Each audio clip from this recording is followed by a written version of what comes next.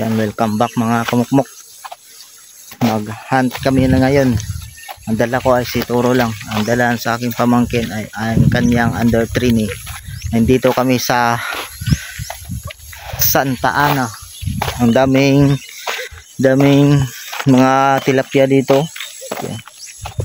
Diyan kami nagpamili. Kung gusto nyong bumili ng tilapia, dito lang mga prisko talaga ang mga tilapia dito sa Santa Ana. Saka murang-mura pa, 160 ang kilo. Yan mga kamukmok, maraming salamat sa mga walang sawang nagsuporta sa aking YouTube channel, Kamukmok Hunter. At hindi pa kayo nakasubscribe sa aking YouTube channel, anyahan ko po kayo na mag-subscribe. At huwag niyo rin kalimutan ang notification bell para updated kayo sa aking mga panibagong mga kapalabas ng video. You know, sobrang lawak ko. Doon kami sa kabila maghahunt ng alimokon. Tagal-tagal na kami dito nga hindi pa nakabalik. Babalikan namin ang mga aming mga sisitapan doon. Sige, update ko lang kayo kung saan kami maka-sit up. Let's go!